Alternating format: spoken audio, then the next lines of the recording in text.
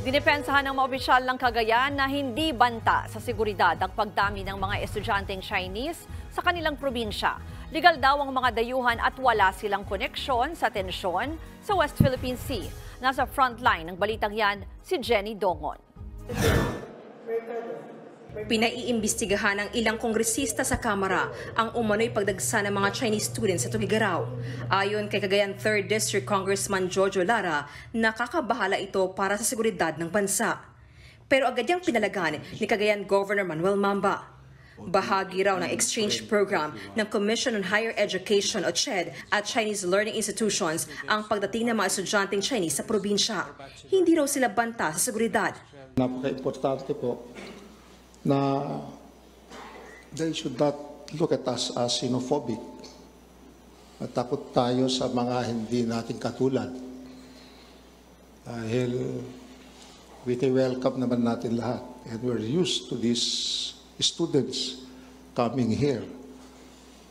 As I was saying, we have the best schools, the best universities. Humingi ng paumanhin si Mamba sa mga Chinese. Naniniwala siyang walang koneksyon ang pag-aaral ng mga Chinese sa Pilipinas sa lumalalang tensyon sa West Philippine Sea. Kumukumpos lang po ako sa sinasabi ng ating presidente of being a friend to everyone and a foe to no one in this part of the world. Wala! Kasunod ka ng gigipitin ngayon! Kasi kinontra mo yung EDCA eh.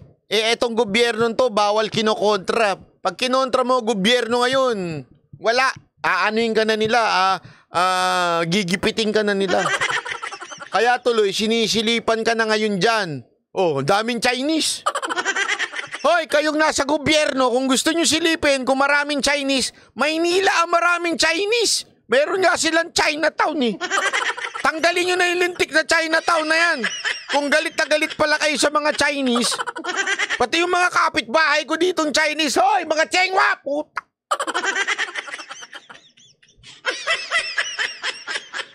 Hindi, kasi hindi ko maintindihan eh. Galit na galit sila sa mga estudyanteng inchik dyan. Pero yung ibang Chinese, hindi sila galit. Lalo na yung mga nasa Pogo. Yung mga nanditong kapitbahay ko. Mga po.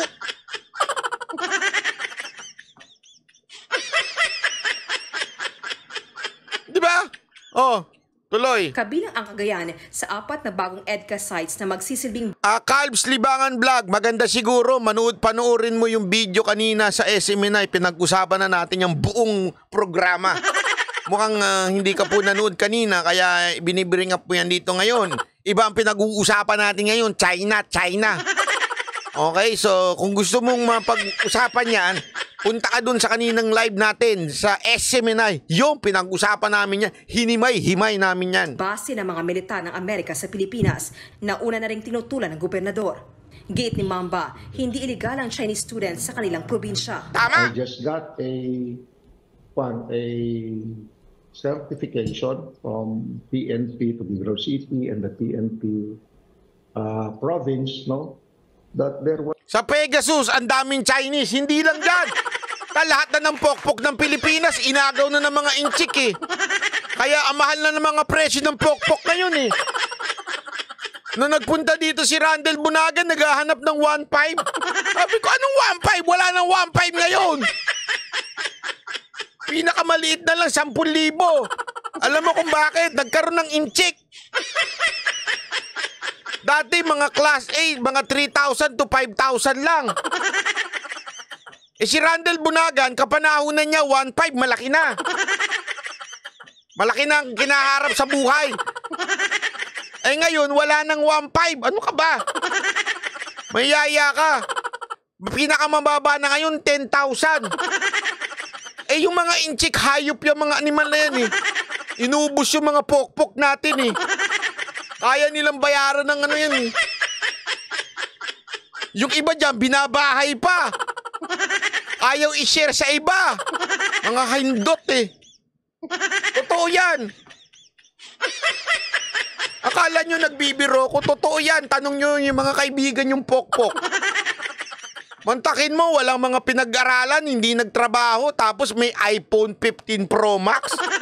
Dinaig si Banat Bay. Si may 14 Pro Max pa lang eh. Sila may 15 Pro Max na, walang pinag-aralan, walang mga trabaho. Kumirengking lang, nagpabahay lang sa mga incheck. Oh, wala na. Kaya pala ulupok. Nako. Totoo yan. Alam mo kung bakit? Hindi nyo kasi alam eh. Ako, nandyan ako eh. Tandaan ninyo, hindi ako pumapatol sa ganyan. Ayoko yung ganyan nyo, kumis. Baka mamaya meron pang sakit yan eh. Sakit? Chinese garter. Biro lang. Hindi, ayoko talaga dyan. Pero alam nyo kung bakit ko nalalaman? Kasi tumutugtog kami sa mga, mga high-end na mga pang-front nila, special show pag event nila, mga anniversary. Special show, ang kinukuha niyan, syempre, mga sexy group. Yung grupo ko, di ba? Tapos, pagtapos yung main show, kasi yun yung pambida nila sa mga Chinese eh. Main show, tapos pag alis namin, nandyan na. Bumabalandra na, pasok, mga suki! Pipili na yung mga, hindi totoo yan, pipili na yung mga pukpok dyan, pila sila. Pag pila nila, yung mga incheck talagang sino, bibilang parang isda. Oo, walang biro. At ang lupit ngayon, hindi isang kinukuha. Ang dami na nga nilang pera, para pa kumukuha ng... Minsan napapagano na lang ako, sabi ko, wala na talaga. Kala ko ba galit tayo sa mga incheck? Pero yung kaluluwa natin, binebenta naman natin.